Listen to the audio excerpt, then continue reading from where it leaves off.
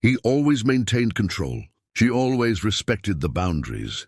But now, amidst meetings and secrets, they both need to hide a feeling that could cost them dearly. Comment on where you're watching from and subscribe to the channel for more stories like this. The shrill sound of the phone cut through the silence of Sarah Johnson's apartment in Brooklyn at 7 o'clock. On a rainy Tuesday morning in March, she was preparing her usual morning coffee.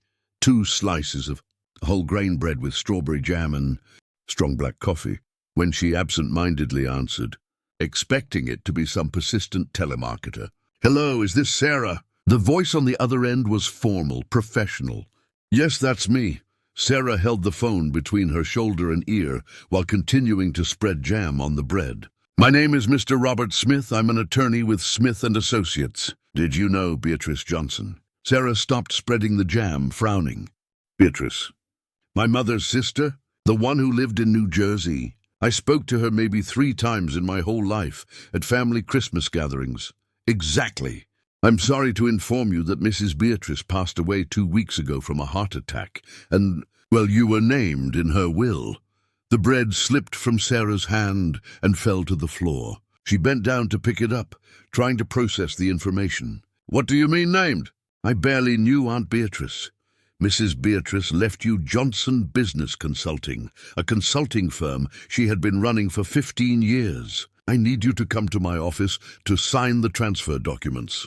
Sarah leaned against the kitchen counter, feeling her legs go weak. "Sir, are you sure there's no mistake? Why would she leave a business to me?" "There was no mistake, Miss Sarah. In fact, there is a personal letter she left for you. May I read a passage?" Sarah has always shown a business acumen that the family never appreciated. "I hope she has the courage I never had to follow her own path." Sarah's heart raced. She immediately thought of Richard Adams, her boss for 8 years at Tech Global, the multinational technology company where she worked as an executive assistant. Richard, at 42, with impeccably styled brown hair, Italian suits that cost more than her monthly salary, and those green eyes that seemed to see right through people. Richard, whom she admired in silence, who made her heart race every time he approached her desk to ask for reports or simply chat about the company's projects. "Ms. Sarah, are you still there?" "Yes, sorry. It's just, this is very unexpected. When can I come to your office? How about this afternoon? Let's say at 3 o'clock? My office is on 5th Avenue, near the subway." Sarah looked at the clock, 7:15 in the morning. She needed to be at the office by 8:30, as always. "I can go. I'll ask my boss for a day off." After hanging up the phone, Sarah stood still in the kitchen, watching the rain trickle down the window. At 35, her life had become a predictable routine. Wake up at 6:30, take the crowded subway to Grand Central Station, arrive at the office before Richard to prepare his schedule, organize his meetings, filter his calls, and return home exhausted, but always with that feeling of incompleteness that she couldn't define. She thought of Richard arriving at the office at 9 o'clock sharp, as he had done religiously for 8 years. He always greeted her with a "Good morning, Sarah," followed by that half-smile that left her flustered. She knew all his habits, how he liked his coffee extra strong, how he drummed his fingers on the table when he was nervous, how he furrowed his brow when analyzing financial reports. Sarah knew that Richard had gone through a difficult separation 2 years earlier. She had organized meetings with the lawyers, had seen the tension on his face during those months. She also knew about the business failure that had almost led him to bankruptcy 5 years ago, before he managed to restructure Tech Global. He never spoke about it, but she had organized enough documents to know the story. What she didn't know was that Richard had been watching her too. He didn't know that he noticed how she always arrived 15 minutes early, how she impeccably organized every detail of her work, how her soft and genuine laugh lit up the office on the rare occasions when he managed to make her laugh with some casual comment. Sarah took a quick shower, put on her grey suit, the same one she had worn on Tuesdays for 2 years, and left the house. On the crowded subway, gripping the handrail as the train swayed, she couldn't stop thinking about the call. A business. She had inherited a business. Upon arriving at the Tech Global office on the 23rd floor of a commercial building on the banks of the Hudson River, Sarah greeted Lisa, the receptionist, and headed straight to her desk. A modern workstation strategically located in front of Richard's office. She turned on her computer and began organizing his agenda for the day, but her mind was elsewhere. At 9 o'clock sharp, Richard stepped out of the elevator. Tall, at 6'1", he walked with firm, determined steps. That day, he wore a navy suit and a burgundy tie that Sarah had given him as a Christmas gift the previous year. A gift from the whole team, as she had said at the time, even though she had chosen it personally. "Good morning, Sarah." He stopped in front of her desk, as he always did. "Good morning, Mr. Richard." She looked up and met that green gaze that unsettled her. "Your schedule is ready. The meeting with the Japanese has been rescheduled for Thursday, and the financial report you requested arrived yesterday." Richard noticed something. Something's different in your voice. A subtle tension that he had learned to detect over the years. "Is everything okay? You seem distant." Sarah hesitated. "Actually, I need to take the afternoon off. An urgent family matter has come up." "Of course, no problem. Is it serious?" "Not serious, just unexpected." She couldn't hold his gaze. "My aunt passed away and left some matters to resolve." Richard nodded and headed to his office. He closed the door and stood for a moment, watching Sarah through the glass wall. There was something in her posture, the way she fidgeted with the papers, that made him uneasy. In 8 years of working together, he had learned to read her expressions better than he would like to admit. What Richard didn't know was that in a few hours, both their lives would change forever. The company that Sarah was about to inherit was exactly the same one he had tried to buy 6 months earlier, unsuccessfully. That small consulting firm held secrets that connected their families in ways neither of them could imagine. As Sarah finalized the morning reports, a strange sensation washed over her. It was as if she were about to cross a door that, once opened, could never be closed again. Mr. Robert Smith's office was on the 30th floor of a mirrored building on 5th Avenue, and Sarah arrived there at 3 o'clock sharp, still wearing her grey suit. The lawyer was a man in his 60s, with greying hair slicked back and gold-rimmed glasses that gave him a solemn air. "Miss Sarah, thank you very much for coming. Please have a seat." Mr. Smith gestured to a brown leather armchair in front of his mahogany desk. "I imagine you're eager to understand more about the inheritance." Sarah nodded, crossing her hands over her bag. "Mr. Smith, to be honest, I'm completely lost. I barely knew my Aunt Beatrice. Why would she leave a company to me?" Mr. Smith opened a bulky folder and pulled out some documents. "Your aunt was a very perceptive woman, Miss Sarah. She told me she had been observing you for years, even from a distance. She said you had businesswoman's eyes, those were her words." "Businesswoman's eyes?" Sarah laughed nervously. "Mr. Smith, I'm an executive assistant. I organize schedules, make reports, answer phones, and you manage your boss's professional life with an efficiency that impresses anyone who works with you." The lawyer interrupted, flipping through some papers. "Your aunt did some discreet research about you over the last 2 years. She knew where you worked and was aware of your reputation at Tech Global." Sarah felt a chill run down her spine. "She investigated me." "So not investigated, just informed herself." Beatrice was very careful with her business. Mr. Smith put on his glasses and began reading a document. "Johnson Business Consulting was founded 15 years ago. It currently has 12 employees, its own office in New Jersey, and a client portfolio that generates approximately $2.8 million annually." Sarah's eyes widened. $2.8 million? "Yes. The company specializes in consulting for small and medium-sized technology businesses. Your aunt had a special talent for identifying weaknesses in administrative processes and proposing efficient solutions." The lawyer paused. "Interestingly, 3 of the company's main clients are direct competitors of Tech Global." Sarah felt her blood run cold. "Competitors of the company I work for?" "Exactly. Indivex Solutions, Digital Bridge, and TechFlow. All companies that compete directly with Tech Global in different segments." Mr. Smith watched her closely. This could represent a significant conflict of interest. Sarah leaned back in the armchair, trying to process the information. How would she explain this to Richard? How could she continue working as his assistant, knowing that she was now the owner of a company that provided services to competitors?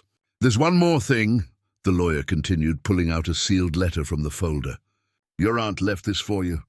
She specifically requested that it be delivered only after you signed the transfer documents." Sarah signed all the papers in a sort of trance, barely able to read the legal terms that transferred the ownership of the company to her name. When she finished, Mr. Smith handed her the letter. With trembling hands, Sarah broke the seal and unfolded 2 handwritten pages in her aunt's delicate handwriting. "Dear Sarah, if you are reading this letter, it means I have found the courage to do what I should have done years ago. This company is not just a business, it is a second chance for our family. You may not know this, but I knew Roberto Adams very well, your boss's father. We were partners over 20 years ago, before a business separation that nearly destroyed both of us financially. Roberto was a brilliant man, but too proud to accept help when he needed it. When I learned that you were working for his son, I understood that fate was giving us an opportunity to correct the mistakes of the past. Johnson Business Consulting has information and contracts that could be valuable for Tech Global, but only if you can overcome the pride that destroyed the previous generation. I leave this company to you because I know you have the wisdom I lacked and the courage that Roberto Adams never had. Use it wisely. With love and hope, Aunt Beatrice." Sarah read the letter 3 times before she could speak. "Mr. Smith, did you know about this? About the connection between my aunt and my boss's family?" "I suspected." Beatrice mentioned a few times that there was a debt from the past that she hoped to settle through this inheritance. The lawyer stood up and walked to the window, watching the heavy traffic on Fifth Avenue. "Miss Sarah, may I give you a piece of advice? Be very careful about how and when you reveal this information." Sarah folded the letter and put it in her bag. "Why? Because men like Richard Adams do not react well when they discover they have been, let's say, manipulated by fate, even if it is for their own good." As Sarah Johnson exited Mr. Smith's office, she walked through the streets of Fifth Avenue in a state of shock. The afternoon sun was shining brightly, contrasting with the storm of thoughts in her mind. She stopped at a cafe and ordered a double espresso, trying to organize her ideas. How could she go back to the office the next day and act normally? How could she look at Richard and not think about her aunt's letter, the history between their families, the company that was now hers and provided services to his competitors? She took out her phone and dialed her best friend, Carla Anderson, who had been working in the marketing department at Tech Global for 5 years. "Carla, I need to talk to you urgently." "Sarah, what's with your voice? Did something happen?" "Can you meet me at Central Cafe in half an hour?" "It's about, well, it's complicated to explain over the phone." "Sure, I'm leaving the office right now." Sarah stayed at the cafe, watching people rush by on the sidewalk. Executives in suits, stylish women in high heels, college students, all with their own problems, their own lives. She wondered how many of them had received a call that changed everything in a matter of hours. When Carla arrived, a 32-year-old woman with curly hair tied up in a bun, always wearing vibrant colors that contrasted with the corporate environment, Sarah told her everything. The inheritance, the company, the competitors, the letter from her aunt. "Oh my God, Sarah," Carla murmured, absent-mindedly stirring sugar into her coffee. "Do you realize the situation you're in?" I didn't get into anything. This just happened to me. But now you need to decide what to do. Are you going to tell Richard?" Sarah fell silent for a long moment. "I don't know. My aunt's letter suggests he might not react well." "Sarah, you've known Richard for 8 years. How does he react when he finds out someone has hidden important information from him?" Sarah closed her eyes, recalling past situations in the office. Richard was a fair man, but he had an inflexible side when he felt betrayed or deceived. She had seen suppliers lose contracts for omitting information, employees being fired for not being transparent about mistakes. He gets furious, Sarah admitted. But Carla, if I tell him now, I might lose my job. And I don't know if I'm capable of running a company. What if he finds out through other means? Do you think the business world in New Jersey is that big? Eventually, he will know. Sarah looked out the cafe window, seeing the first signs of the afternoon rush starting to form. In a few hours, she would have to go home, prepare dinner, and try to sleep. And tomorrow morning, she would have to look at Richard and act as if nothing had changed. But everything had changed, and she knew there was no turning back. The next morning, Sarah woke up at 5 a.m. after a night of practically no sleep. She had stayed up late browsing the internet, researching everything about Johnson Business Consulting. The company's website was professional and sleek, showcasing success stories with companies she recognized as direct competitors of Tech Global. Each page she read heightened her anxiety. She took a longer shower than usual, letting the hot water relax her tense muscles. She dressed in her navy suit, a conscious choice to convey more confidence, and put on her makeup, trying to hide the dark circles that betrayed her restless night. On the subway, Sarah held onto the handrail tightly while observing the other passengers. A man in a suit was reading reports on his tablet. A woman was talking on her phone about an important presentation, and college students were discussing a group project. Everyone seemed to have control over their lives, knowing exactly where they were and where they were going. Sarah felt as if she were floating in a limbo between two worlds she didn't know how to reconcile. Upon arriving at the office at 8:15, Sarah noticed she was 15 minutes earlier than usual. Lisa, the receptionist, commented while organizing materials on the desk. "Wow, Sarah, you're even earlier today. Everything okay?" "Yes, I just woke up earlier," Sarah replied, forcing a smile. "How was your weekend?" As Lisa talked about the movie she had watched, Sarah turned on her computer and began organizing Richard's schedule. Each item she typed seemed to carry an extra weight. Meeting with the board at 10, lunch with Japanese investors at 12:30, financial report analysis at 3 p.m. At exactly 9 o'clock, Richard stepped out of the elevator. Sarah watched his approach with a different attention, as if she were seeing him for the first time. He was wearing a charcoal grey suit, a crisp white shirt, and a dark blue tie with subtle stripes. His brown hair was perfectly styled, and she noticed a small scar on his left eyebrow that she had never noticed before. "Good morning, Sarah." He stopped in front of her desk, as he always did, but this time she had the impression that his gaze lingered on her for a few extra seconds. "Good morning, Mr. Richard." Sarah lifted her eyes and felt that familiar quickening of her heart, now mixed with a guilt that was suffocating her. "Your schedule is updated. There was a change in the meeting with the logistics team. It's been moved to Thursday." Richard nodded and made a move to head to his office, but stopped. "Sarah, did you resolve the family issue yesterday?" The question caught her off guard. Yes, it was resolved. Nothing too complicated, I hope." Sarah hesitated for a fraction of a second that felt like an eternity. "Just bureaucratic matters. Paperwork, you know how it is."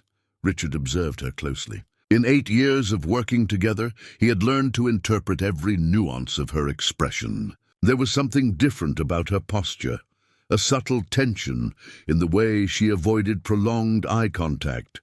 "If you need more time to sort anything out, just let me know," he said, maintaining a professional tone, but with a kindness that made Sarah's stomach churn with guilt. "Thank you, Mr. Richard. That won't be necessary." He entered his office and closed the door.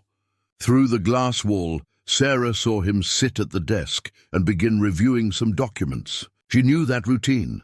First, he read the most urgent emails, then reviewed the day's schedule, and finally examined the reports she had prepared. Around 10:30, while Richard was in a meeting with the board, Sarah received a phone call that made her world tilt even more. "Hello, Miss Sarah.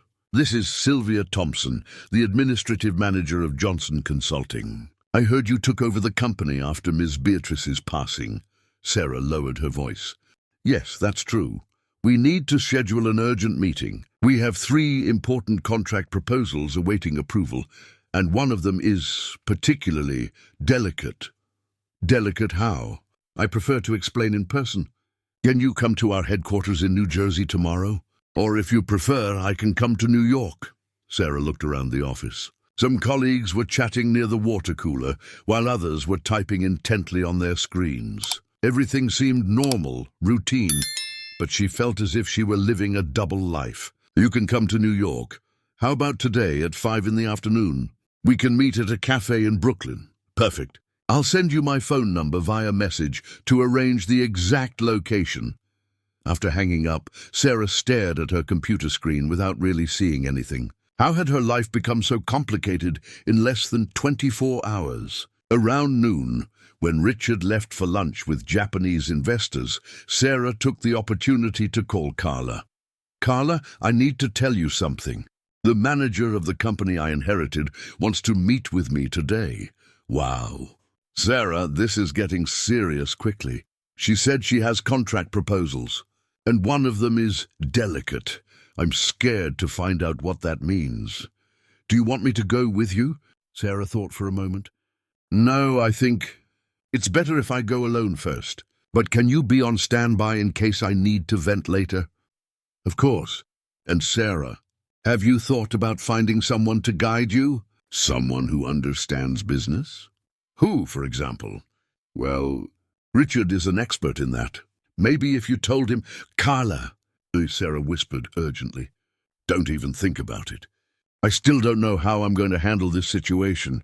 The rest of the afternoon passed in slow motion. Sarah tried to focus on work, but her mind was constantly divided between her usual tasks and the implications of her new reality. When Richard returned from lunch at 2:30, she noticed he seemed more serious than usual.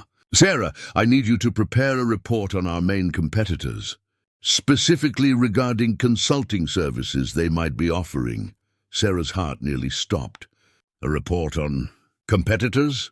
Yes. There were some comments during lunch about smaller companies providing consulting for our competitors. "I want to understand this landscape better." Sarah nodded, trying to keep her voice steady. "What specific information do you need?" "Names of the companies, types of services offered, major clients if possible. The usual." Richard looked at her again with that penetrating gaze. "Is something wrong? You seem tense." "No, everything's fine. It's just that it's a type of research I've never done before." "Oh, of course. If you need help, just ask. Or if you think it's too much to handle alone, I can ask the marketing team to assist." "No need, I can manage," Sarah replied quickly, imagining Carla getting involved in this research and discovering the connection. At exactly 5 o'clock, Sarah was sitting at Cafe Culture in Brooklyn, her hands sweating as she waited for Sylvia Thompson. The woman who arrived was different from what she expected. Around 45 years old, grey hair neatly tied in an elegant bun, wearing a beige blazer and carrying a leather portfolio. "Ms. Sarah, I'm Sylvia Thompson." The woman extended her hand with a professional smile. "It's a pleasure to finally meet you." They sat at a reserved table in the back of the cafe. Sylvia ordered an espresso and got straight to the point. "Miss Sarah, Johnson Consulting is at a crucial moment. We have 3 contract proposals that could define the future of the company, but all require immediate executive decisions." "What kind of decisions?" Miss Sylvia opened the portfolio and pulled out 3 smaller folders. "The first is a consulting contract for operational efficiency with Innovatech Solutions. The value is $180,000 for 6 months." Sarah swallowed hard. Innovatech was one of Tech Global's main competitors. "The second," Sylvia continued, "is an administrative restructuring project with Digital Link. The value is $220,000 for 8 months. Another direct competitor. And the third," Sylvia paused dramatically, "it's the most interesting and problematic proposal. Techstream wants to hire our services for a complete audit of internal processes. They are offering $350,000 for a year of work." Sarah felt her head spin. "Techstream? They're not the biggest competitor of Tech Global?" "Exactly," Sylvia observed Sarah's reaction. "Ms. Sarah, I know where you work, and I know this creates a delicate situation." The aroma of the coffee that always calmed her now felt nauseating. Sarah was officially living a waking nightmare. Sarah remained silent for almost a minute, watching Sylvia stir the sugar in her coffee with precise and calculated movements. The noise of the cafe, animated conversations, the whirring of the espresso machine, the clinking of cups, seemed amplified, as if her senses were on high alert. "Sylvia," Sarah finally spoke, her voice lower than usual, "explain something to me. How did you know where I work?" And the older woman smiled almost maternally. "Miss Beatrice was very meticulous, Miss Sarah." Sarah. "She told me about you over a year ago when she started planning the company's transfer. She said you had a conflict of fate to resolve." "Conflict of fate?" Sarah frowned. "What does that mean?" Sylvia opened one of the folders and pulled out a sheet with handwritten notes. "Your aunt has always been very enigmatic, but she mentioned that there was a historical debt between your family and the Adams family. She believed you would be the right person to, as she put it, heal old wounds." Sarah felt a shiver. "Do you know the story between my aunt and my boss's father?" "I only know fragments. I understand they were business partners over 20 years ago, and the separation was traumatic for both. Miss Beatrice never went into detail, but she always showed a certain regret when the subject came up." Sarah took a sip of coffee, trying to buy time to organize her thoughts. "And about these contracts, what's your professional recommendation?" Sylvia leaned slightly forward, lowering her voice. "Financially, they are all excellent opportunities. Techstream, specifically, would be the largest contract in the company's history, but—" She paused significantly. "I have 20 years of experience in the market, and I know that some deals can cost more than the money they bring." "Are you referring to my professional relationship with Richard?" "I'm referring to your personal relationship with him." Sarah almost choked on her coffee. "Personal?" "There is no personal relationship. He is my boss. I'm his secretary." Sylvia smiled knowingly. "Miss Sarah, I have worked with Miss Beatrice for 15 years. She had an incredible instinct for reading people and situations. She told me, verbatim, 'My niece is in love with Roberto Adams's son, but neither of them has the courage to admit it.'" Blood rushed to Sarah's face. "My aunt said that?" And she added that this was exactly why you would be the perfect person to manage the company. According to her, only someone who truly cared about Richard Adams would be able to make the right decisions, even when they were difficult. Sarah leaned back in her chair, feeling exposed and vulnerable. "Sylvia, I don't even know if I'm capable of managing a company. I've never done that in my life." Miss Beatrice would disagree. "She used to say that you have been managing a company for 8 years. You just aren't officially the owner." Sylvia organized the papers back into the folder. "Miss Sarah, can I give you some advice?" Sarah nodded. "Don't make important decisions while you're emotionally shaken. These contracts can wait a few days. Use that time to talk to trusted people to better understand the situation." And most importantly, she locked eyes with Sarah to decide if you will continue hiding this from Richard Adams. After saying goodbye to Sylvia, Sarah walked through the streets of Brooklyn as the sun set, painting the sky with orange and pink hues. She stopped at a newsstand and bought some business magazines in a desperate attempt to better understand the corporate world she had been unexpectedly thrust into. At home, Sarah prepared a simple dinner, cheese omelette and a salad, but barely managed to eat. She settled at the kitchen table with the magazines and began reading articles on business management, mergers and acquisitions, and consulting. Each page made her feel more inadequate and unprepared. Around 9 in the evening, her phone rang. It was an unknown number. "Hello? Sarah? This is Richard." Her heart raced. "Mr. Richard, is something wrong?" No. Sorry to bother you at home. I forgot to ask something today, and I have an early meeting tomorrow." There was something different in his voice, less formal than usual. "Could you prepare that report on consulting firms that provide services to our competitors?" Sarah closed her eyes. "Of course, no problem. Thank you." "And Sarah," he hesitated, "are you sure everything is okay? You seemed, I don't know, different today. The question caught her completely off guard. Different how? More distant, worried. If it's something personal that's bothering you, know that you can talk to me. I mean, if you feel comfortable doing that. Sarah felt a wave of emotion and guilt at the same time. There was Richard, offering support just when she was hiding something so important from him. It's just some personal changes I'm trying to process. Nothing serious. Changes can be scary even when they are positive, he said, and Sarah detected a note of understanding in his voice that made her wonder if he was speaking from personal experience. That's true, she managed to reply. Well, if you need to talk or if you need a few days off to get organized, just let me know, okay? Thank you, Mr. Richard. That means a lot to me. After hanging up, Sarah stood in the kitchen, the phone still in her hand. Richard's kindness made everything more difficult. How could she continue looking at him every day, knowing she was hiding information that could deeply affect his business? She returned to the kitchen table and opened her laptop. She started researching TechStream, Digital Link, and Innovatech solutions. The more she read, the more she realized the complexity of the situation. All three companies were indeed significant competitors of TechGlobal in different areas. TechStream, specifically, had been founded by two former TechGlobal employees who left the company 3 years prior, taking some important clients with them. Sarah remembered the time.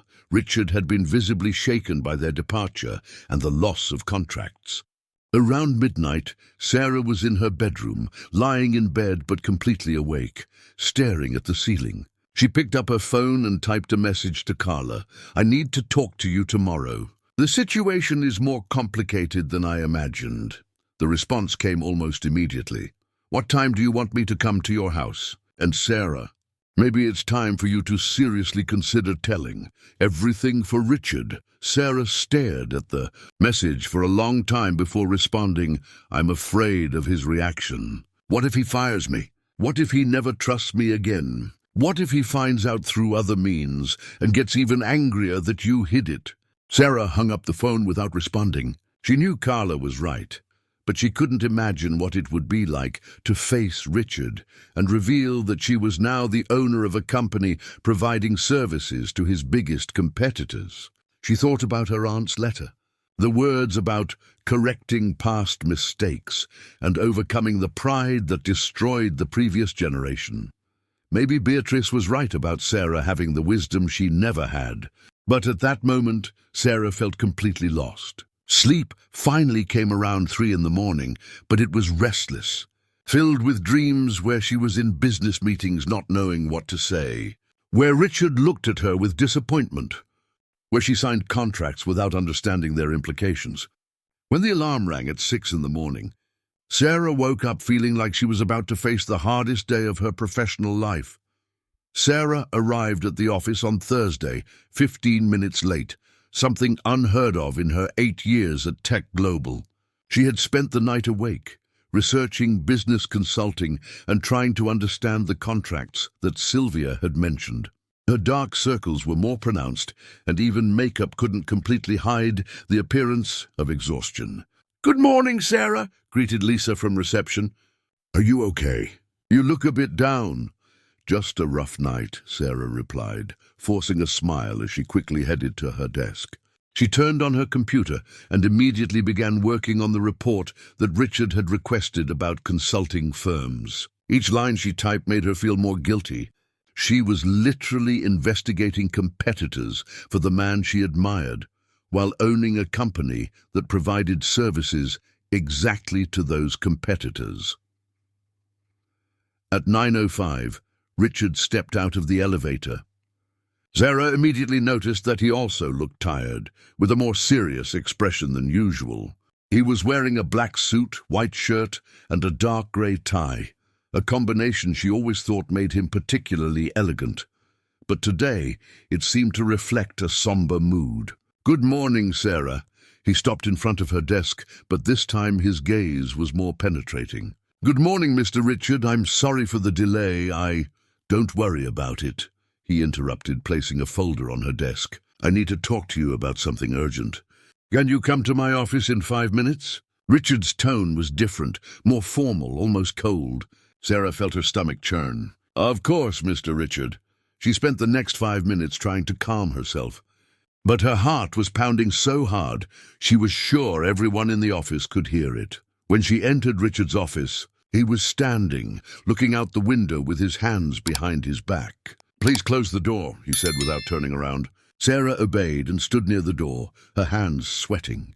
Richard slowly turned around, and she had never seen that expression on his face, a mix of disappointment, confusion, and something she couldn't define as anger or hurt. "Sarah, how long have we known each other?" The question caught her off guard. 8 years, Mr. Richard." 8 years, he repeated, walking to the desk and leaning on it. "In 8 years, I've always trusted you completely.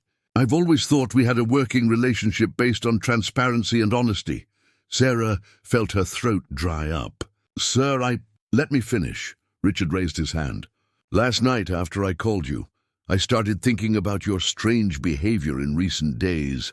I decided to make some calls to industry colleagues, trying to better understand the business consulting market." Sarah's heart stopped for a second. "Imagine my surprise," Richard continued, his voice taking on a harsher tone, "when I discovered that Sarah Johnson, executive secretary at Tech Global for 8 years, had suddenly become the owner of Johnson Business Consulting." Sarah felt her legs wobble. "Mr. Richard, I can explain." "Explain how, Sarah?" Now there was definitely anger in his voice. "Can you explain how my secretary, the person I trust the most in this company, became the owner of a consulting firm that provides services to our biggest competitors and didn't think it necessary to tell me? It was an inheritance." The words came out louder than Sarah intended. "I only found out on Monday. I didn't plan this." "An inheritance?" Richard repeated the term sarcastically. "And when exactly did you plan to tell me about this inheritance?" "When one of my competitors showed up here with privileged information about Tech Global." Sarah felt tears beginning to form in her eyes. "It's not like that, Mr. Richard. I would never share company information." "Never share?" Richard let out a bitter laugh. "Sarah, you are already sharing information. You have access to all my emails, all my meetings, all the financial reports of this company. And now you own a consulting firm that works for TechStream, Digital Link, and Innovatech Solutions." Sarah realized he knew specific details. How did I know your company's clients?" Richard walked to a shelf and pulled out a folder. "Because unlike you, when I discovered the information, I decided to be transparent. I called the owner of TechStream directly and asked if they worked with Johnson Business Consulting." Sarah felt as if the world was collapsing around her. "What did he say?" "He said that not only do they work together, but they just approved a $350,000 contract for a year of specialized consulting." Richard fixed his gaze on her. "A contract that, coincidentally, was presented this week, that you have become the owner of the company." "Mr. Richard, please let me explain everything." "Then explain." He crossed his arms and leaned against the desk. "Explain how I can continue to trust an employee who has direct financial interests in the success of my competitors." Sarah took a deep breath, trying to organize her thoughts. "The company belonged to my Aunt Beatrice. She passed away and left me the consulting firm in her will. I didn't know there was this connection to Tech Global's competitors until yesterday." "Until yesterday," Richard repeated, his voice heavy with skepticism. "And when you found out, what was your first reaction?" "To tell me immediately, or to protect your new financial interests." "I was trying to understand the situation first." "Understand the situation?" Richard raised his voice. "Sarah, how long have you been working with me? Don't you think I deserve to know about this situation immediately?" Tears finally began to stream down Sarah's face. "I was scared." "Scared of what?" "Scared that you would react exactly as you are reacting now." Sarah wiped her face with the back of her hand. "Scared that you would think I betrayed you, that you wouldn't trust me anymore, that you would fire me." Richard fell silent for a moment, watching her tears. When he spoke again, his voice was softer, but still filled with hurt. "Sarah, what hurts me the most isn't the fact that you inherited this company. It's the fact that you chose to hide this from me." He sat down in the chair behind the desk. In 8 years, I always thought we had a special relationship. Not just professional, but mutual trust. Sarah felt her heart break at the word special. We do, Mr. Richard. That's exactly why you hid something so important from me. He shook his head. Sarah, do you have any idea what this means to me? To the company? I was trying to find a way to handle the situation without hurting anyone. Without hurting anyone. Richard stood up again. Sarah, you own a company that consults for people who are trying to push me out of the market. How does that not hurt anyone? Sarah fell silent, knowing she didn't have a convincing answer. Richard walked to the window again, turning his back to her. I need you to make a decision, Sarah. What kind of decision? Either you sell this company or you resign from Tech Global. He turned to face her. I can't keep an employee who has a direct conflict of interest with my business. Sarah felt as if she had been punched in the stomach. Mr. Richard, please. There has to be another alternative. What alternative, Sarah? How do you expect me to trust you, knowing that any information you obtain here could benefit my competitors? Because you know me, Sarah exclaimed, her voice breaking. You know I would never do anything to hurt you. Richard watched her for a long moment, and she saw something breaking in his eyes too. Sarah, he said softly, I thought I knew you, but someone I truly knew would have told me this immediately. The silence that followed was deafening. Sarah could only hear the sound of the air conditioning and the distant chatter from the office outside. How much time do I have to decide? She asked in a whisper. Until Monday. Sarah nodded, dried her face, and headed for the door. When she had her hand on the doorknob, she heard Richard's voice again. Sarah? She turned around. For what it's worth, I really hope you find a way to resolve this, because... He hesitated. Because losing you would be one of the hardest things I've ever faced in this company. Sarah left Richard's office with a broken heart, knowing that her life had changed forever, and that the next decisions would define not only her professional future, but also any possibility of ever having something beyond a working relationship with the man she was hopelessly in love with. Sarah stumbled out of Richard's office as if she had received a physical blow. Her legs trembled so much that she had to lean on her own desk for a few seconds before she could sit in the chair. The office around her continued to function normally, people talking, phones ringing, printers working, but to her, everything seemed to happen in slow motion with muffled sound. Carla appeared next to her desk 15 minutes later, carrying 2 cups of coffee. Sarah, for heaven's sake, you look as pale as a sheet of paper. What happened? Sarah looked around, making sure no one was paying attention, and whispered, He found out, Carla. Richard found out everything. Carla nearly dropped the coffee. What do you mean he found out everything? He called the owner of TechStream last night. Found out about the company, about the contracts, about everything. Sarah buried her face in her hands. He gave me an ultimatum.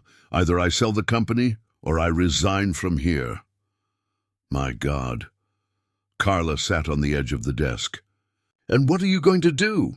I don't know, Carla. I have no idea. Sarah looked up, her eyes red and swollen.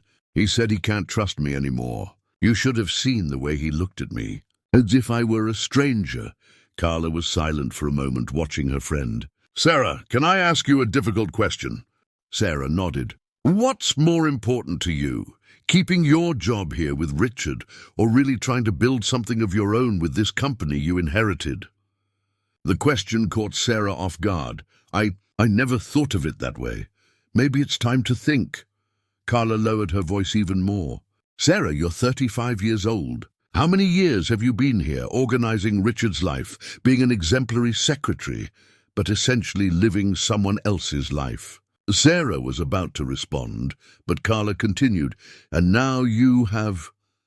Sarah took a deep breath, contemplating the chance to own her own business, make her own decisions, and build something that was truly hers. Yes, it was daunting. Yes, it would be difficult, but perhaps it was exactly what she needed.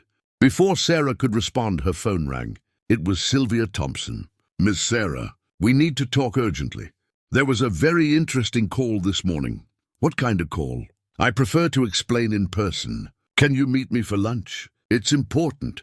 Sarah glanced at Carla, who was listening to the conversation. Where? Villa Bistro in Brooklyn at 12:30. I'll be there.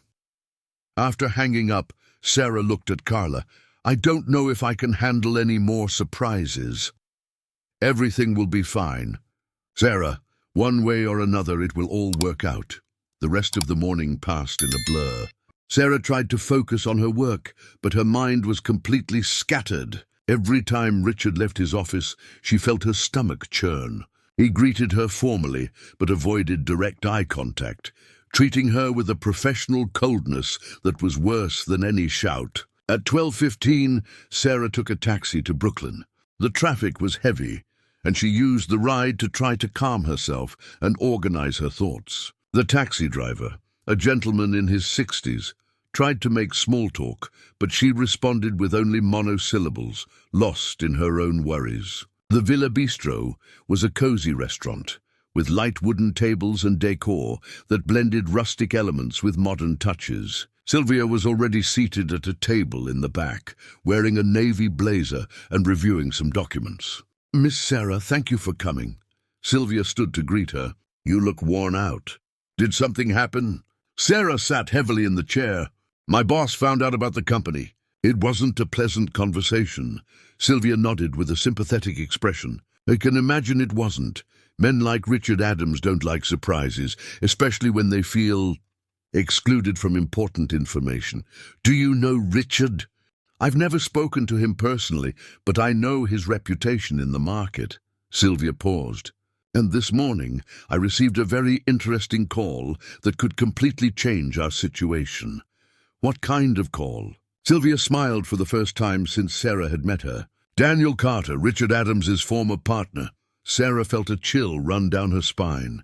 Richard's ex-partner called you? How did he know about me? Apparently he has kept in formal contact with some suppliers and competitors of Tech Global over the years. When he learned that you had inherited Johnson Consulting, he decided to reach out. And what does he want? Sylvia opened one of the folders she had on the table. He wants to propose a partnership. Daniel is planning to return to the technology market and believes that Johnson Consulting would be the perfect partner for what he has in mind. Sarah felt a wave of nausea. Sylvia, do you know the history between Daniel and Richard? I know they were partners and that the split wasn't amicable. Daniel mentioned that there were disagreements about the direction of the company during a financial crisis. Disagreements is a euphemism. Sarah nervously fiddled with her napkin. Daniel abandoned Richard when the company was on the brink of bankruptcy. Richard had to rebuild everything on his own. Sylvia watched Sarah closely. Miss Sarah, may I ask you a personal question? Sarah nodded. What is the exact nature of your relationship with Richard Adams? The question made Sarah blush. He is my boss. I've worked for him for 8 years. That wasn't what I asked. Sarah fell silent for a long moment, staring at the menu without really seeing it. I have always admired Richard a lot. As a professional, as a person, you are in love with him. It wasn't a question. It was a statement. Sarah looked up and met Sylvia's understanding gaze. Is it that obvious? To someone who spent 15 years listening to Ms. Beatrice talk about you and the Adams family, yes, it's quite obvious. Sylvia leaned forward. Sarah, can I tell you something that your aunt told me months before she passed away? Sarah nodded.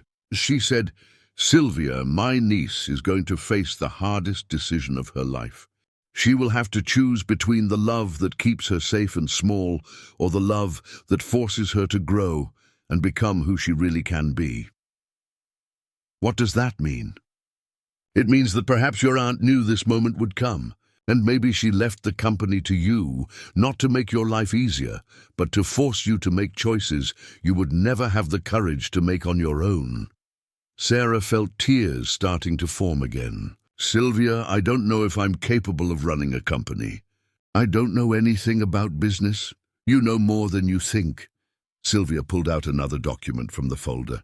Do you know how I discovered this? I spent the morning calling Johnson Consulting's clients, explaining that there was new management. Do you know what 3 of them told me? What? that they wanted to meet in person with the new owner because they had heard great things about a Sarah Johnson who works at Tech Global and has an excellent reputation for organization and efficiency. Sarah's eyes widened. How do they know about me? Because the business world in New York is smaller than it seems. And because you, without realizing it, have built a solid reputation over these 8 years. Sylvia smiled. Sarah, you are not just a secretary. You are the person who makes Tech Global run behind the scenes. And that hasn't gone unnoticed. The waiter approached to take their order, but Sylvia kindly dismissed him, asking for a few more minutes. Sarah, about Daniel Carter's proposal. I don't want anything to do with him. Sarah interrupted firmly. I don't want to cause more problems for Richard. What if I told you that his proposal could be exactly the solution to your problem? Sarah frowned. What do you mean? Sylvia opened the last folder and pulled out a printed document. Daniel doesn't want just a partnership with Johnson Consulting. He wants to buy the company. Sarah felt her heart race. Buy? For $1.2 million. The number echoed in Sarah's mind like thunder. $1,200,000? In cash. He wants an answer by Friday. Sarah leaned back in her chair, trying to process the information. But why would he pay so much for a small company? Because he's not just buying the company. Sarah, he's buying the client portfolio, the reputation built by your aunt over 15 years. And Sylvia paused. The opportunity to make a significant impact on Richard Adams' business. Sarah felt a wave of anger. So that's it? He wants to use me to hurt Richard? Probably, but... Sylvia leaned forward again. That doesn't mean you can't use this situation to your advantage. How? Think about it, Sarah. With $1.2 million, you could start your own business, completely independent, without conflicts of interest with anyone. You could leave Tech Global with your head held high, without being forced by Richard's ultimatum. Sarah fell silent, her mind racing. It was an exit, but would it be the right one? I need time to think, she finally said. Of course. But Sarah, Sylvia closed her folders, sometimes the best opportunities come disguised as our worst nightmares. When Sarah returned to the office at 2 in the afternoon, she found Richard talking animatedly with Carla near the water cooler.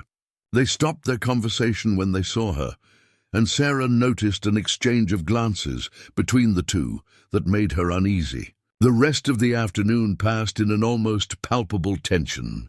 Sarah tried to work, but her mind was divided between Daniel's proposal, Richard's ultimatum, and the growing feeling that her life was about to change forever.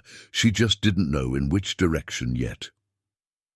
On Friday morning, Sarah woke up at 5 after yet another practically sleepless night. The weekend was approaching, and with it the deadline Richard had given for her decision on the following Monday. She had spent the last 2 nights making spreadsheets, calculating possibilities, trying to find a solution that wouldn't force her to choose between the man she loved and the financial independence she had never imagined having. Upon arriving at the office, Sarah found an unusual situation. Richard was chatting enthusiastically with a tall man, around 45 years old, with grey at his temples and an easy smile. She recognized him immediately from the photos she had seen in business magazine articles. It was Daniel Carter. Sarah felt her stomach churn. Daniel was there in the Tech Global office talking to Richard as if they were old friends. The scene was so surreal that she had to blink several times to make sure she wasn't dreaming. "Sarah," Richard called, waving for her to come closer. His voice had a strange, somewhat forced tone. "Come here. I want to introduce you to someone." With shaky legs, Sarah approached the 2 men. Daniel was watching her with an interest that made her uncomfortable. "Sarah, this is Daniel Carter, an old business partner." The word old left Richard's mouth with a slight hesitation. "Daniel, this is Sarah Johnson, my executive assistant." Daniel extended his hand with a smile that didn't reach his eyes. "Sarah Johnson, a pleasure to meet you in person. I've heard a lot about you lately." Sarah shook his hand quickly, feeling the sweaty palms. "Nice to meet you, Mr. Carter." Daniel was telling me about an interesting project he's developing, Richard said, and Sarah noticed a subtle tension in his jaw. What a coincidence that he shows up here right now, isn't it? Richard's tone carried an irony that made Sarah realize he knew exactly why Daniel was there. Yes, the coincidences of life can be fascinating, Daniel replied, keeping his gaze fixed on Sarah, especially when they involve unexpected business opportunities.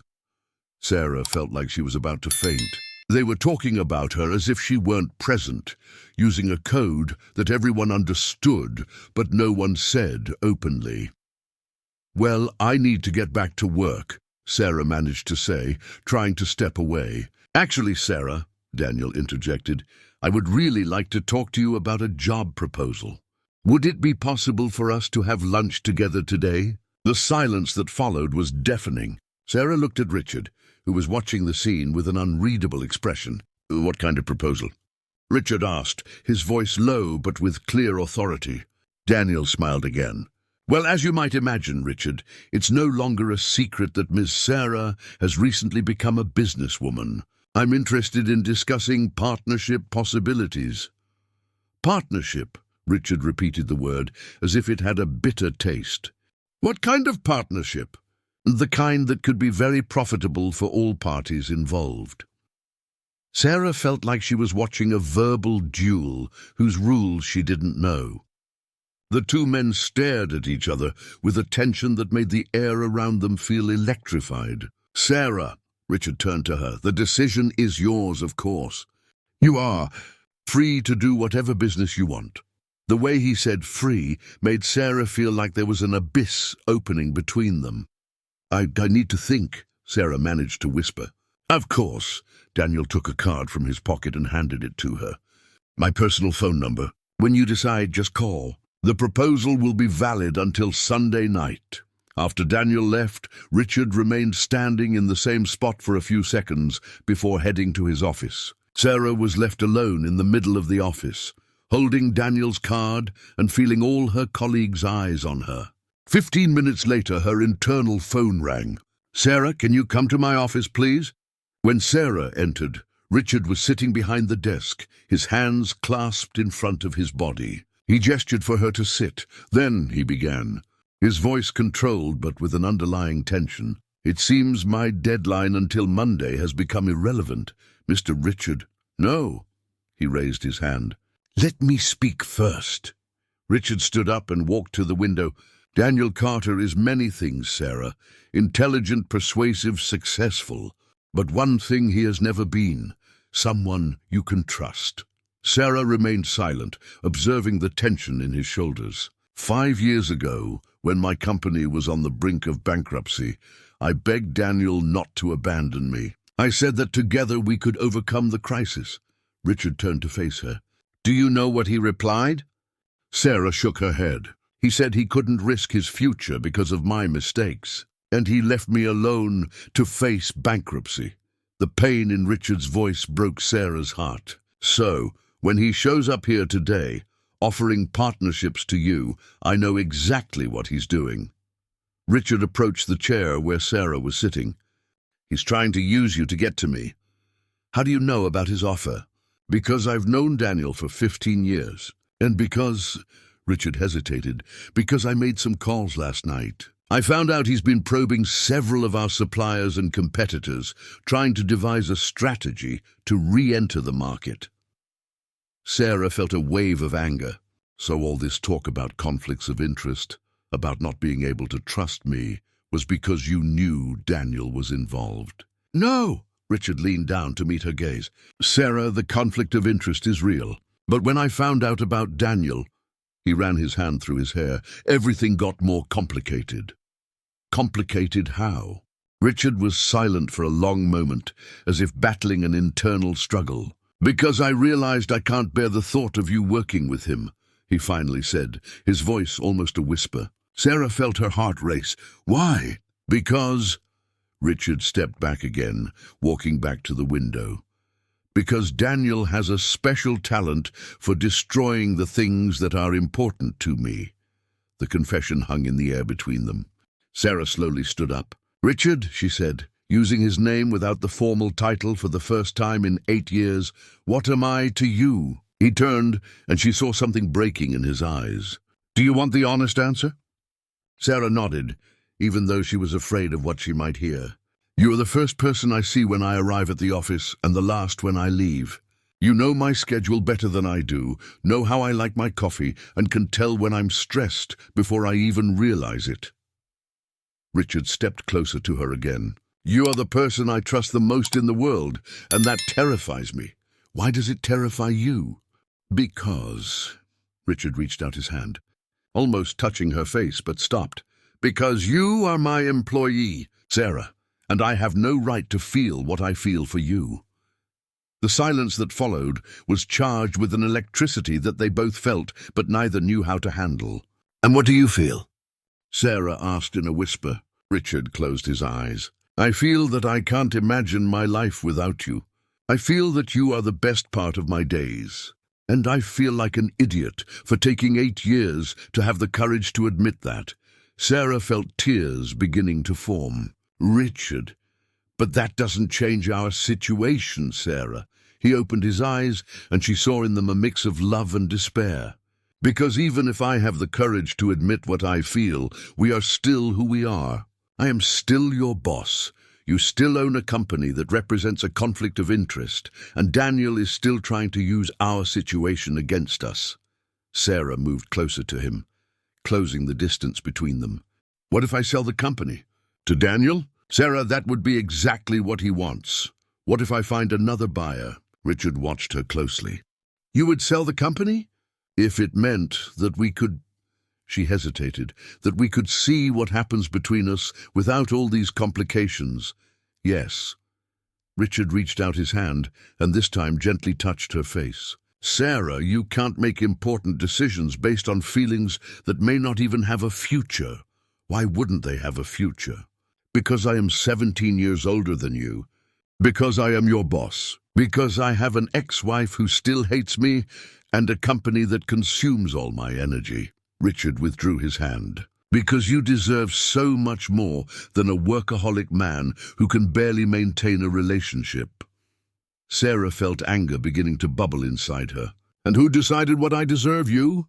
The question caught him off guard. "Richard, I'm 35 years old. I know exactly what I want and what I don't want in my life." Sarah moved even closer to him. "And what I want is the chance to find out if what I feel for you is reciprocated. What I want is to stop pretending that I don't think about you every day. What I want is—" "What do you want?" he asked, his voice hoarse. "It's to kiss you at least once, to know if it's as good as I've imagined for the last 8 years." The confession slipped out of Sarah before she could censor herself.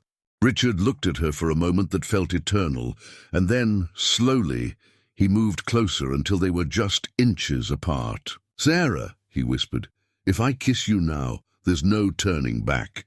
"Who said I want to turn back?" When their lips met, 8 years of repressed tension exploded into a kiss that was both gentle and desperate. Sarah felt all the doubts, all the fears, all the complications of the outside world faded away for a few perfect seconds.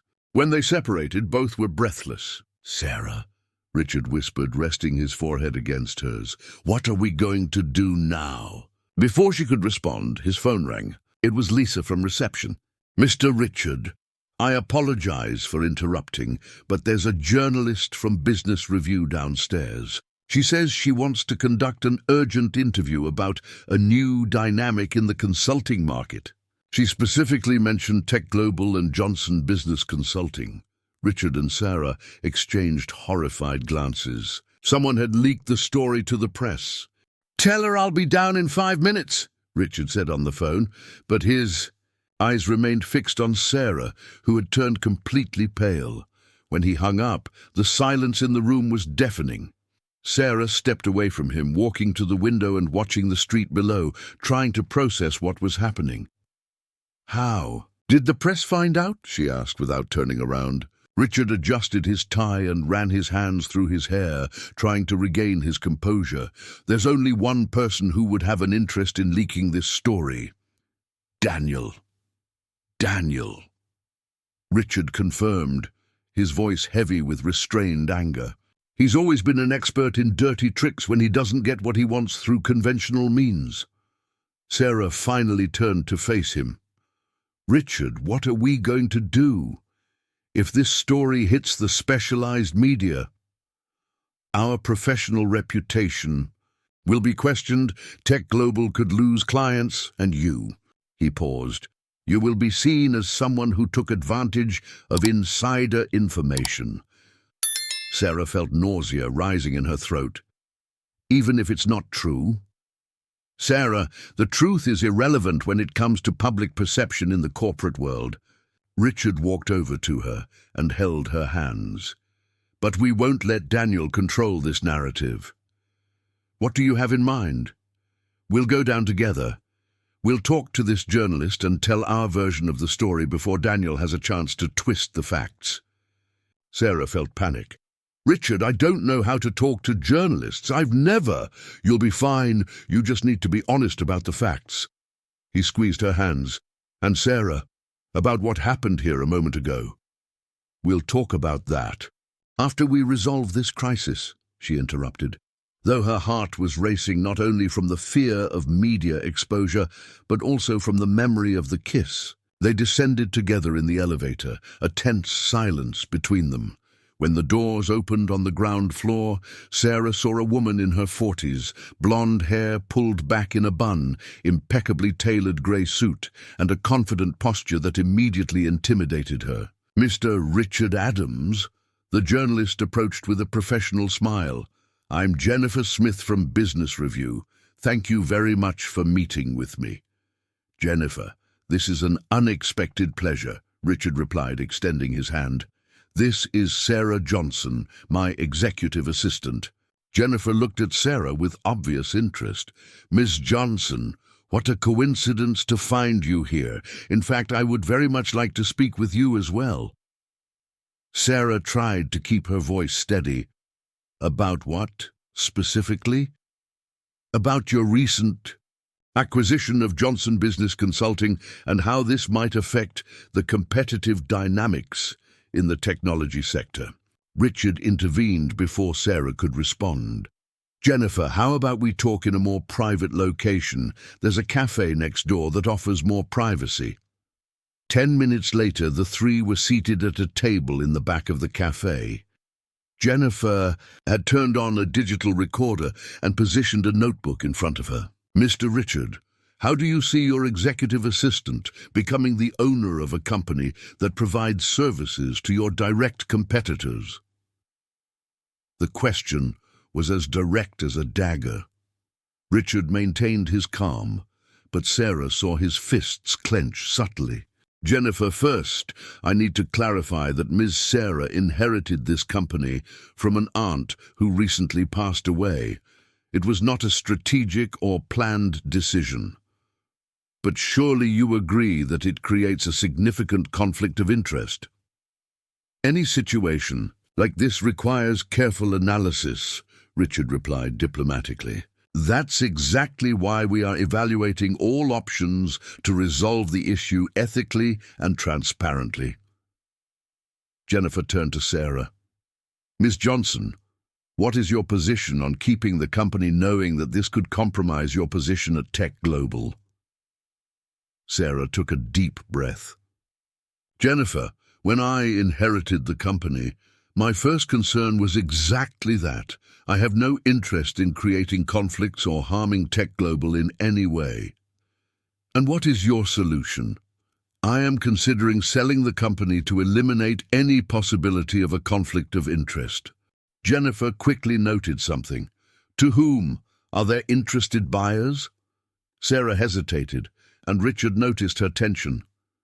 Jennifer, he intervened, we are still in the initial phase of analysis. Any decision will be made prioritizing transparency and professional ethics. Mr. Richard, I have received information that Daniel Carter, your former partner, has made an offer to buy Ms. Johnson's company. Is that true? The silence that followed was almost palpable. Sarah saw Richard clench his jaw. Daniel Carter has not been my partner for 5 years, Richard finally said.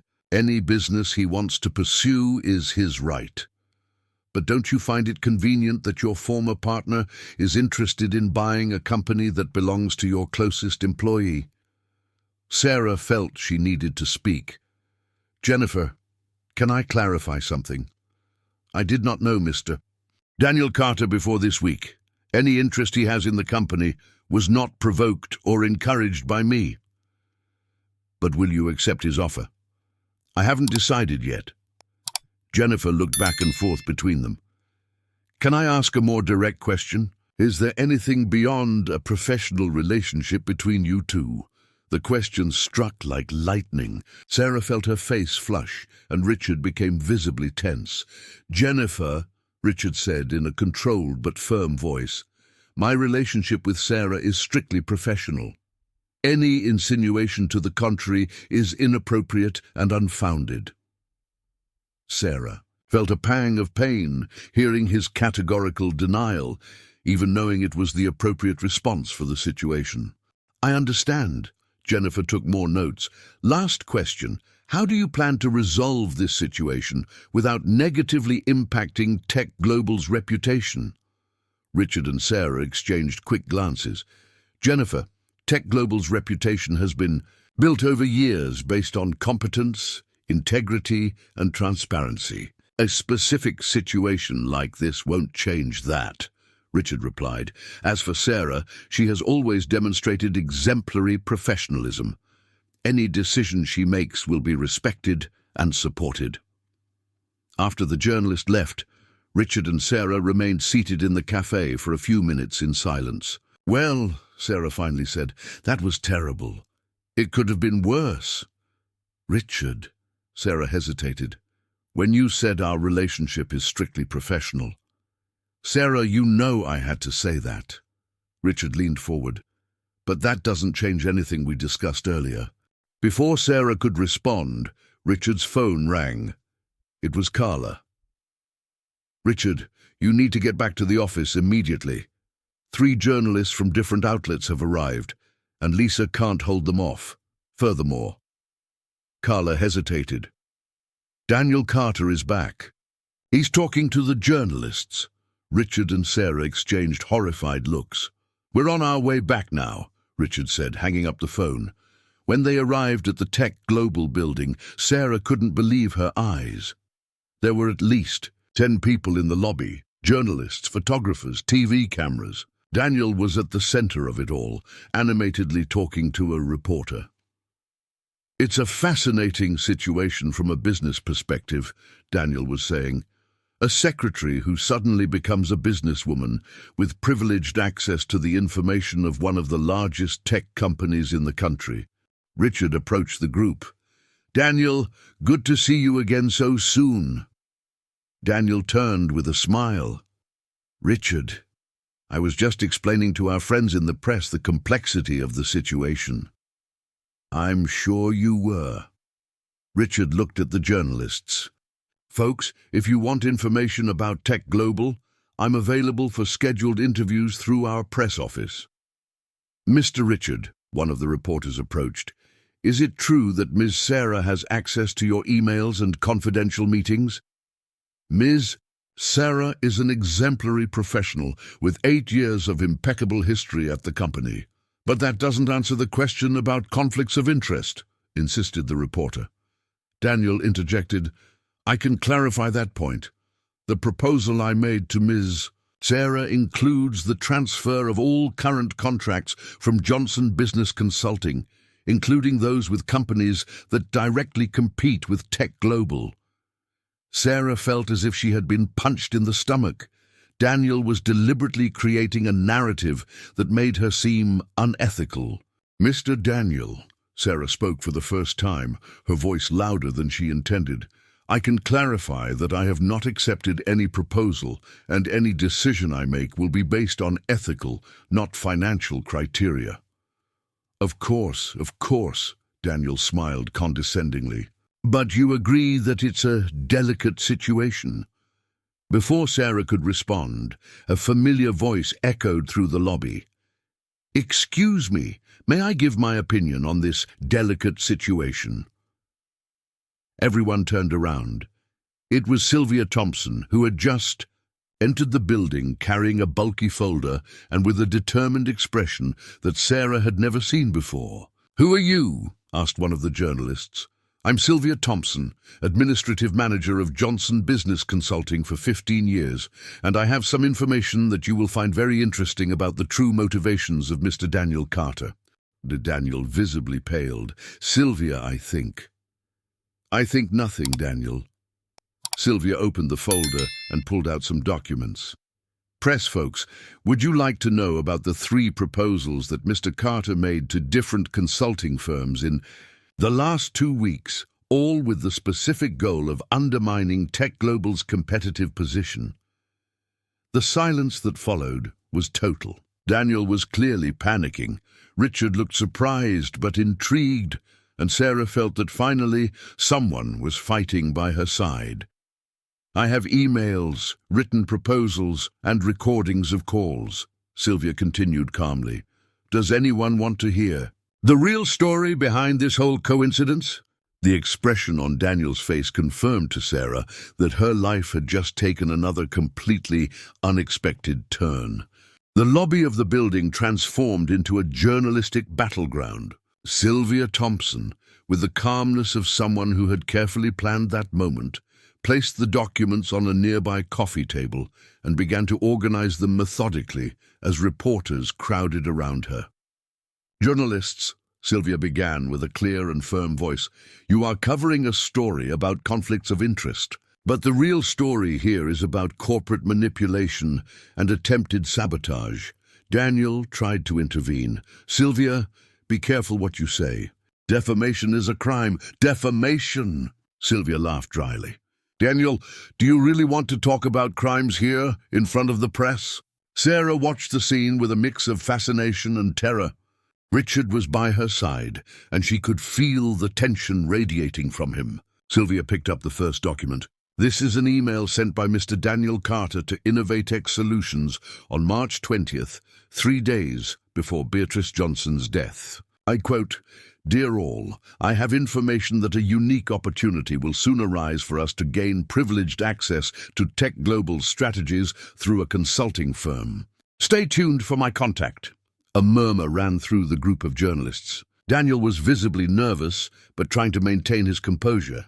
"That doesn't prove anything," he said. "Information about market movements circulates." "Oh, but there's more," Sylvia interrupted, grabbing another paper.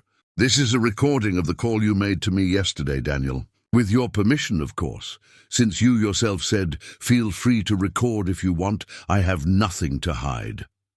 Sylvia turned on a small recorder. Daniel's voice echoed through the lobby. "Sylvia, I need you to understand that my proposal for Sarah is not just about buying the company. It's about gaining access to Tech Global's internal information. The girl is passionate. By the boss, so she doesn't realize she might be used, but we can take advantage of that." The silence that followed was deafening. Sarah felt the blood drain from her face. Daniel had tried to use her feelings for Richard as a tool for manipulation. Richard stepped forward, and Sarah had never seen that expression on his face, a cold, controlled fury that made her shudder. "Daniel," Richard said in a low voice that cut through the air like a blade, "you just crossed a line that you can't come back from." "Richard, listen. That was taken out of context." "Context?" Richard moved closer to him. "You just publicly admitted that you tried to manipulate a personal situation to harm my company. And worse," his voice dropped even lower, "you tried to use the feelings of an innocent person to achieve your petty goals." Sarah was paralyzed, not just from hearing Daniel confirm her suspicions, but from realizing that Richard had understood the reference to her feelings and was not denying or minimizing it. Jennifer Smith, the journalist from Exam, approached Daniel with her recorder on. "Mr. Carter, do you confirm that you had prior knowledge of Miss Sarah's inheritance and planned a strategy to benefit from it?" Daniel looked around, realizing he had completely lost control of the situation. "I have no further comments." "I do," said a strong voice coming from the entrance of the building. Everyone turned. It was a man in his 60s, with white hair, an impeccable suit, and a presence that immediately commanded attention. Sarah didn't recognize him, but she saw Richard tense up. "Dad?" Richard murmured. Sarah felt the ground shift beneath her feet. Mr. Robert Adams, Richard's father, the one who had been a partner of his Aunt Beatrice decades ago, was there. "Good afternoon," Robert said, walking toward the group. "I am Robert Adams, founder of Adams Holdings and father of Richard." He looked directly at Daniel. "And I have some things to clarify about this whole situation." Daniel paled even more. "Robert, I didn't know you were in town." "I imagine you didn't," Robert replied dryly. He turned to the journalists. "Gentlemen, you are covering a story that is much more complex than you realize. This is not just about a conflict of interest. It's about an attempt to rectify past injustices." Robert looked at Sarah for the first time. "You are Sarah Johnson, niece of Beatrice Cardoso?" Sarah nodded, unable to speak. "Beatrice was an extraordinary woman, and one of the most honest people I ever met in my life." Robert turned to the journalists again. 22 years ago, Beatrice and I were partners in a consulting firm. We were young, ambitious, and unfortunately, too proud for our own good. Richard watched his father with a look of shock. Clearly, this was a story he had never heard completely. Our partnership ended bitterly due to a business decision we fundamentally disagreed on. I believed we should expand aggressively. She preferred organic growth. Neither of us had the maturity to find a middle ground. Robert paused. The separation nearly destroyed both of us financially, and worse, destroyed a years-long friendship. Sarah was absorbing every word, trying to understand how this story connected to the present moment. "Beatrice was always wiser than I," Robert continued. "In recent years, I tried to re-establish contact with her several times, wanting to apologize and try to repair the damage my pride had caused. She was always kind, but distant." "Mr. Robert," Jennifer interjected, "how does this relate to the current situation?" Robert smiled for the first time. "Because Beatrice, even after all these years, was still trying to protect my family. When she learned that my son had hired her niece, she saw an opportunity to, let's say, correct the mistakes of the past." He looked at Sarah again. "Beatrice left the company to you not to create problems, Sarah. She left because she knew you would be the only person with enough wisdom and integrity to find a solution that would benefit both families." Sarah finally found her voice. "How do you know this?" Robert pulled an envelope from the inner pocket of his jacket. "Because she wrote me a letter that was only to be opened if the situation became complicated." He looked significantly at Daniel. "And from what I see, it has become very complicated." Daniel tried to discreetly step away from the group, but Richard intercepted him. "Not so fast, Daniel. I think we would all like to hear what my father has to say." Robert opened the envelope and unfolded 2 handwritten pages. "May I read some excerpts?" Everyone nodded, including the journalists who were clearly fascinated by the twist in the story.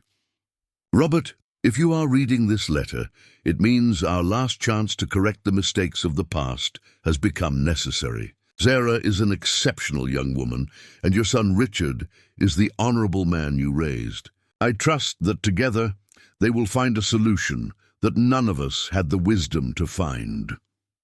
Robert paused and looked at Richard and Sarah. "I leave the company to Sarah not as a burden, but as an opportunity. If she wants to sell it, let her sell it. If she wants to manage it, let her manage it. If she wants to close it, let her close it. The decision is hers. But I hope that whatever decision she makes is taken with an open heart to possibilities she may not even imagine exist." Sarah felt tears beginning to form. Her aunt had planned all of this, including the possibility that she and Richard... "P.S." Robert continued reading. "Robert, pay attention to how your son looks at my niece, and notice how she looks at him. Perhaps our generation did not have the courage to fight for true feelings, but I hope they do." The silence that followed was charged with emotion. Sarah looked at Richard and saw in his eyes a vulnerability she had never seen before. Jennifer was the first to break the silence. Mr. Robert, the letter suggests that the inheritance was specifically planned to create this situation. No, not to create problems, Mr. Robert clarified, but to create opportunities. Beatrice believed that sometimes we need an external force to compel us to face truths we are afraid to admit. Daniel, who had remained silent throughout the revelation, finally exploded. "This is absurd! You are romanticizing a situation that is clearly a conflict of interest." Mr. Robert turned to him with an expression that could freeze water. "Daniel, you tried to manipulate an innocent young woman to harm my son. You have no moral authority to speak about conflicts of interest. And what about the recordings?" one of the journalists asked Sylvia. "They will be delivered to the appropriate authorities," Sylvia replied calmly. "Attempts at manipulation for personal gain and possible corporate sabotage are serious matters." Daniel realized he had completely lost the battle. "I need to leave," he murmured, trying to exit. "Daniel," Richard called him. When the former partner turned around, Richard continued, "Next time you want to harm me, come directly to me. Leave innocent people out of your games." After Daniel left and the journalists dispersed, now with a much more interesting story about corporate manipulation and family reunions than the original conflict of interest, Sarah, Richard, Mr. Robert and Sylvia were left alone in the lobby. "Sarah," Mr. Robert approached her, "may I ask you a question?" She nodded. "What do you want to do with the company?" Sarah looked at Richard, then at Sylvia, and finally back at Mr. Robert. For the first time since she had received the lawyer's call the previous week, she knew exactly what she wanted. "I want to do what my aunt hoped I would do," she said firmly. "I want to find a solution that honors her memory and is fair to everyone involved."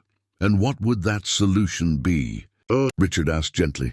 Sarah took a deep breath and made the proposal that would change the course of their lives forever. Sarah looked into the three pairs of eyes fixed on her, Richard with his mix of hope and apprehension, Mr. Robert with paternal curiosity, and Sylvia with the confidence of someone who had bet on the right person from the start. The lobby of the building, which minutes earlier had been a media battleground, now felt like a sanctuary where she could finally make the most important decision of her life. "I want to propose a merger," Sarah said, her voice gaining strength with each word. "Not a sale, not a purchase, but a true partnership between Tech Global and Johnson Consulting." Richard furrowed his brow, clearly surprised.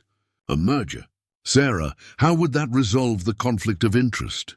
"Because there would be no more conflict," Sarah explained, her eyes shining with a determination she didn't even know she possessed. "If the two companies became one, I would be working for the same organization, just in a different capacity." Mr. Roberts smiled slowly. "Go on." "Johnson Consulting has contracts with 3 major tech companies. Instead of seeing this as a threat, we can view it as an opportunity for Tech Global to expand its services." Sarah began to walk around the lobby, gesturing as she spoke. "Imagine, instead of competing for these clients, we can offer integrated solutions, technology and consulting working together." Sylvia nodded enthusiastically. "It's exactly what Miss Beatrice always wanted to do, but she never had the necessary technical resources. And I always wanted to expand into consulting, but I never had the expertise," Richard added, his expression shifting from skepticism to genuine interest. "Sarah, this is brilliant." "But there's more," Sarah continued, feeling more confident. "I don't just want to merge the companies. I want to step out of the role of executive assistant." The silence that followed was thick with tension. Richard was watching her intently. "Sarah, what are you saying?" "I'm saying I want to be your partner, Richard." "Business partner?" She paused, looking directly into his eyes. "And if you want much more than that," Mr. Robert chuckled softly. "Now I understand why Beatrice chose you. You have the courage that our generation lacked." Richard approached Sarah slowly. "Are you sure about what you're proposing? Not just about the business, but about us." "I am absolutely sure." Sarah did not look away. "Richard, I spent 8 years admiring you, respecting you, falling in love with you. I don't want to hide that anymore." I don't want to live a half-life. Sarah, Richard hesitated. If we get together, people will say it was for interest, that you took advantage of the situation. Let them talk, Sarah interrupted, with a firmness that surprised everyone, including herself. People will always talk, Richard. The question is, are we going to let the fear of others' opinions decide our happiness? Mr. Robert stepped closer to the two. Can I tell you something about Beatrice and me? Everyone turned to him. We were in love with each other, madly in love. But we were afraid of what people would say about a business partnership between a man and a woman in the 80s, so we pretended to be just partners. Mr. Robert looked off into the distance, lost in memories. When our partnership ended, we lost not only the business, but the chance to be together. Sarah felt tears beginning to form. Did you ever try to reconnect? I tried several times. But she always said it was too late, that we had missed our chance. Mr. Robert smiled sadly. Don't make the same mistake we did. Life is too short to waste true love because of fear. Richard reached out and gently touched Sarah's face. Are you sure you want this? Sure you want to take a risk with me? I'm sure I want to take a risk with you, Sarah corrected. Because it's not just about you accepting me, Richard. It's about us building something together. Richard smiled, the first genuine smile that Sarah had seen on his face in a week. Then let's do this. Let's merge the companies, let's be partners, and let's see where our feelings lead us. No pressure, no unrealistic expectations, just... Sarah searched for the right words. Just being honest with each other, Richard completed. Sylvia, who had been watching the whole scene with a maternal smile, finally spoke. Well, now that we've resolved the emotional issue, can we talk about the practical aspects of this merger? Everyone laughed, the tension finally dissipating. In the 2 months that followed, Sarah experienced the most intense roller coaster of her life.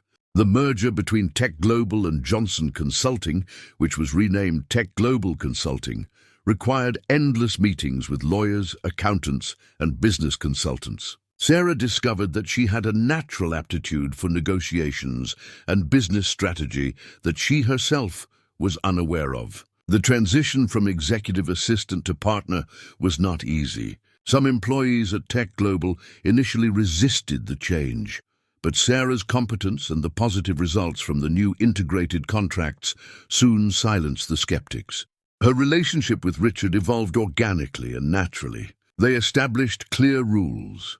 In the office, they were business partners with the same level of authority and responsibility. After business hours, they explored the emotional connection that had been suppressed for 8 years. Sarah moved into her own apartment in the Upper East Side, purchased with the profits from her stake in the company, but spent most weekends at Richard's house in Murrumbidgee. They discovered they had much more in common than just physical attraction.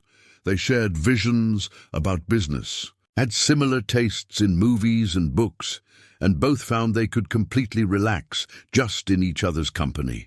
The trade press followed the merger with interest, especially after the exposure of Daniel Carter's scheme. Jennifer Smith wrote a cover story in Business Review titled When Love and Business Create Synergies, portraying Sarah and Richard as an example of how personal and professional relationships can coexist ethically and productively.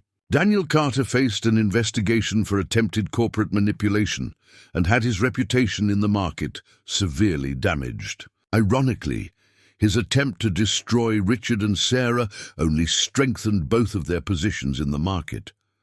Mr. Robert Adams became a constant presence in Sarah and Richard's lives. He shared stories about Beatrice that helped Sarah better understand her aunt's motivations. More importantly, he became a father figure to Sarah, who had lost her parents at a young age. Sylvia Thompson was promoted to operations director of the new company and proved to be an invaluable mentor to Sarah. She often said, "Ms. Beatrice would be very proud to see how you've transformed her legacy into something even greater than she dreamed." A year and a half after the inheritance that changed everything, Sarah was in her new office, a spacious room overlooking the city, adjacent to Richard's, with a connecting door that always remained open. reviewing the quarterly reports. Tech Global Consulting had grown 40% in revenue and expanded into 3 new markets. Richard entered her office carrying 2 cups of coffee, the same ritual that Sarah had done for him for 8 years, now reversed. "How are the numbers?" he asked, handing her the coffee and sitting in the chair across from her desk. "Excellent. The contract with Innovatech Solutions yielded more than we projected, and we have 3 new proposals to evaluate." Sarah accepted the coffee and smiled. Who would have thought being a businesswoman was easier than being an executive assistant? Easier? Richard laughed. "Sarah, you work 12 hours a day. Yes, but now I work for something that is mine, ours." She stood up and walked to the window, watching the city bustle below. "Sometimes I still can't believe all of this happened." Richard approached her from behind, wrapping her in his arms. "Do you regret anything?" Sarah leaned against him, feeling the familiarity and comfort they had developed over the months. "I regret taking so long to have the courage." "Courage for what?" "To admit that I loved you. To believe that I deserved something more. To trust that you could see me as more than just an efficient employee." Richard turned her to face him. "Sarah, you have always been much more than an employee to me. Always. I know that now." She smiled. "But I needed an unexpected inheritance and a business crisis to have the courage to act on it. Sometimes fate needs to give us a little push," Richard said, echoing the words that Mr. Robert had used about Beatrice. Outside the window, the sun began to set, painting the New York sky with golden and orange hues. The familiar aroma of coffee mixed with the subtle perfume that Sarah always wore, creating an atmosphere of completeness that they had both learned to cherish. "Richard," Sarah said softly, "can I tell you a secret?" "Always." "Sometimes, when I wake up in the morning and remember that I'm working as your partner, not as your executive assistant, I smile even before I open my eyes. And can I tell you a secret of mine?" Sarah nodded. "Sometimes, when you're focused analyzing reports or negotiating contracts, I stop everything I'm doing just to watch you. And I think about how lucky I am to have found a woman who is both my best friend, my business partner, and the love of my life."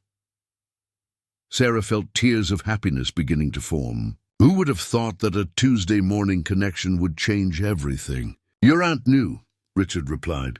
"Somehow. She knew exactly what needed to happen."